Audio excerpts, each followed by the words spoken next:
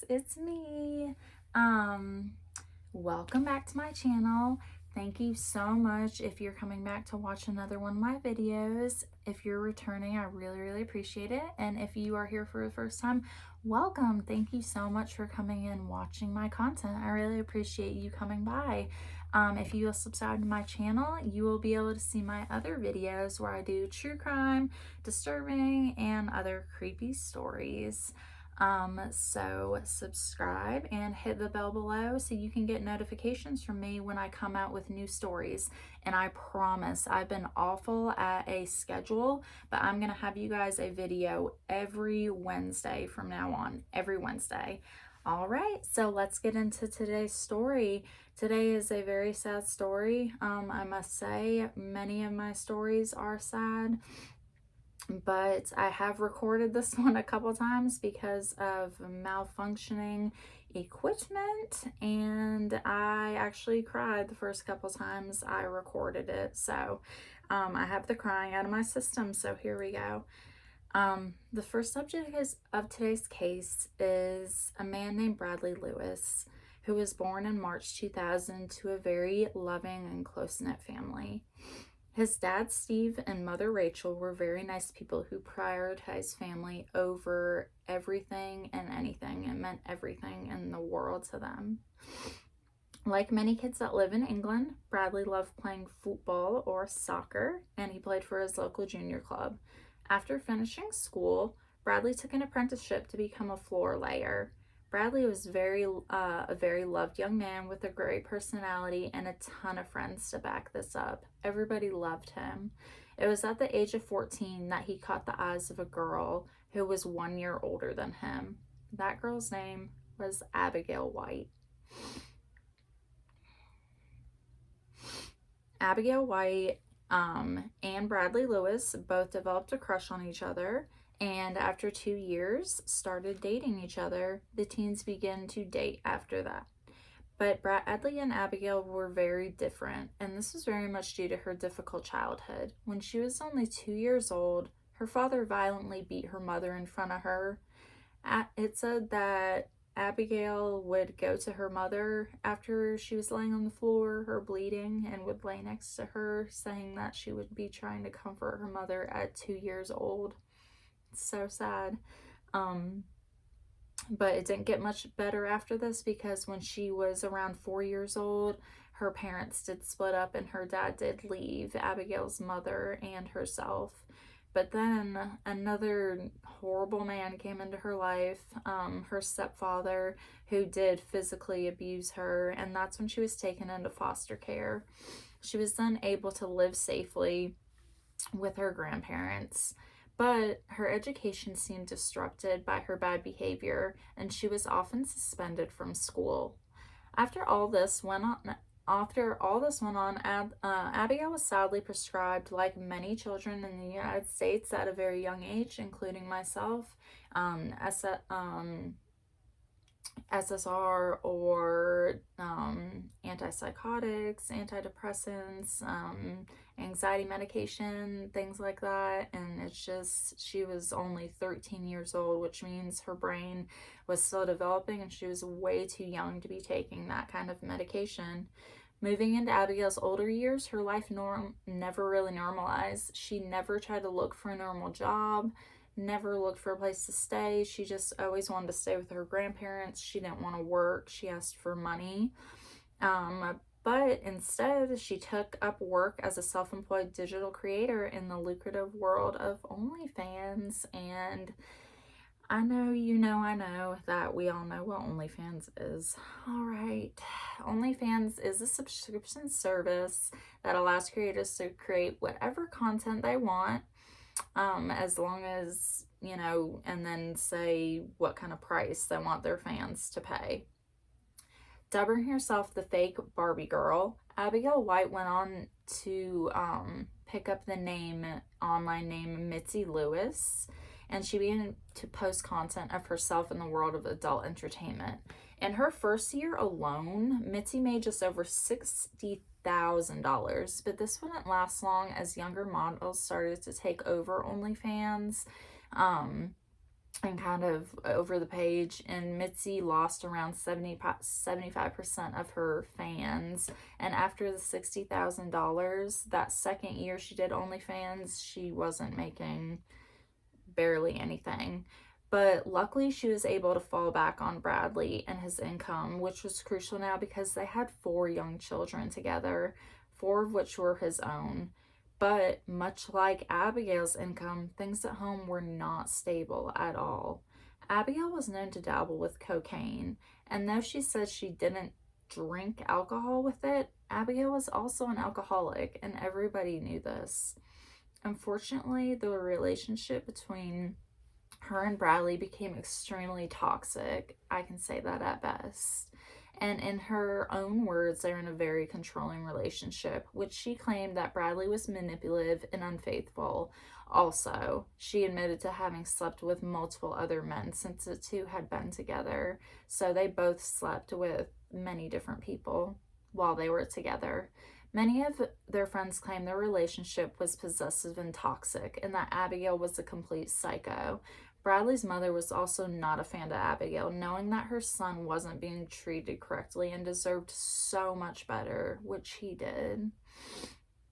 The living situation became so bad that social services had to step in and demanded Abigail was no longer to live at the residence, which was a good first step, but a rule that was often disregarded. Although Bradley packed his stuff and moved in with his mother, Abigail often manipulated him to come home or to come to her house and sleep with him every night. At the beginning of 2021, the couple's relationship came crashing down from a new height. On March 19th, after a bad argument, Abigail took it a step further by stabbing him in the arm, which caused such a bad gash that he needed medical treatment. But Bradley didn't want Abigail to get in trouble, so when the doctor asked, he said it was from an accident at work. After this occurred, many would say, why wouldn't he leave? Why wouldn't he leave this relationship? But he felt confined to the relationship because of the children that they shared together. Social services advised them to stay away from each other. Friends and family also thought it would be a good idea for the couple to stay apart. Those closest to them pleaded that Abigail had gone crazy and needed help. Fast forward to March 25th, 2021 at 8 p.m. Being a Thursday, most families were settling in for school and work the next morning, but not at the White Lewis household. It was very eerie, and at 8:10, a distressed scream came from the home, and that scream was Abigail. All she was screaming, and the neighbor heard, was she was yelling, "Help, I can't get through, somebody call 911. And after the neighbors called 911, paramedics got to the house, where they said that they saw blood-soaked towels, his clothes stained and soaked in blood, and a mop that had blood all over it. Also, there was a bloody kitchen knife that was sitting on the table next to Bradley, who was on the floor. Abigail was acting as if she was terrified and claimed that Bradley stabbed himself in protest after a heated argument. But officers were not sold on this idea because they couldn't figure out why Bradley would even do this. Although she was allowed to travel with them to the hospital, they kept a very watchful eye on her. Sadly, after being rushed into surgery, there was nothing they could do to save Bradley, though. At 1:30 a.m., Bradley's parents' world shattered and came to a halt as the doctors told them there was nothing they could do to save Bradley and that he had passed away. Post-mortem examination of Bradley's body concluded that a single stab wound to the chest is what killed him. But that wasn't the only thing officers learned. Learning from witnesses who all said that Bradley and Abigail's relationship had become extremely toxic. Many witnesses came forward to report that. Allegedly, before Bradley's death, he had an affair that made Abigail very angry. And with that, they decided to arrest her on suspicion of murder. Abigail told officers that Bradley was planning to hurt himself, so in response, she grabbed the knife off of him to throw inside, but instead turned around and ran down the hall. She said that's when Bradley caught up with her and grabbed the knife from her. That's when he grabbed her wrists and plunged it into his chest, as her story went, which officers were not believing at all. This was a horrible and weak story Abigail had had been telling, and nobody believed her. 2 months after his death, she did accept manslaughter charges. With Abigail taking responsibility over Bradley's death, what really happened that day that caused her motives? Earlier that day, Bradley really asked himself, did he want to be with Abigail after just being slashed in the hand a week earlier? And after thinking through it, he thought he didn't. That's when he called Abigail and told her to meet him at a public park. When she did, she was so irate that she told him to get his booty home with her right away, and he did. Shortly after 5 p.m., surveillance cameras saw Bradley, Abigail, and other friends arrive at Horseshoe Pub. Shortly after this, they made it to the pub's beer garden. Unknown to all the others at the time, but Abigail had just done a lot of cocaine.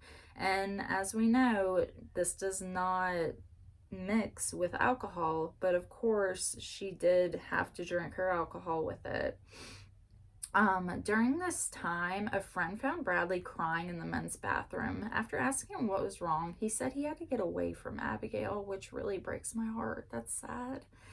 And that he was scared of her, but he didn't want to leave her either because he was scared she was going to take her own life again, or try to take her own life again. Unfortunately, Abigail's behavior grew almost unrecognizable to Bradley during this time. She slapped a man that got into an argument with and was taken out of his sight so no more problems could be started. After this, witnesses say Abigail was so angry that they saw her go over to Bradley, grab his drink out of his hand, and just throw it in his face because she was so angry that he didn't stand up for her against this man that she slapped first.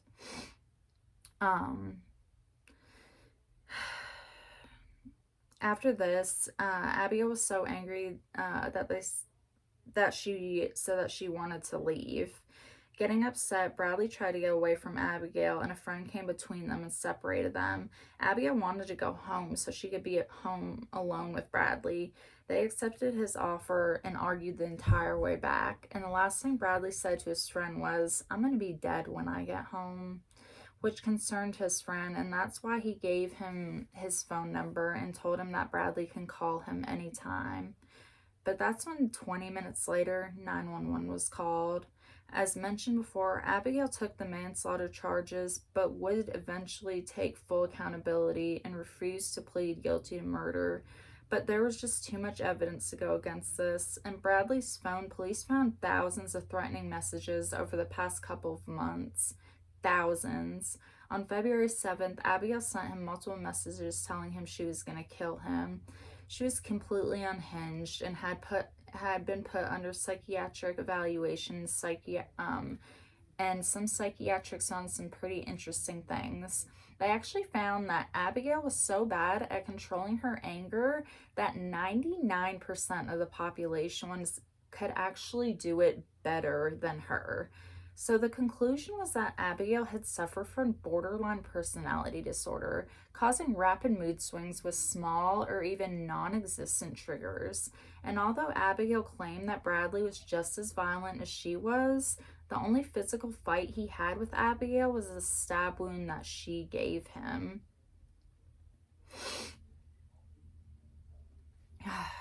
The jury couldn't believe anything that she said either, and just after 12 hours of deliberation, Abigail White was charged with the murder of Bradley Lewis and was given life in prison for 18 years before she could be eligible for parole. Now Bradley's children will grow up knowing what it's like to not only have their father, but to know that this is what their mother did to him. So, like I said, I'm ending this with a very sad story. Let me know what you think in the comments about Abigail and what her sentence, what she's receiving. Let me know what you think about the whole story. Give the story a thumbs up, a like, subscribe to my page, and I will be back next Wednesday for you guys. All right, you guys have a great day and stay safe. Bye.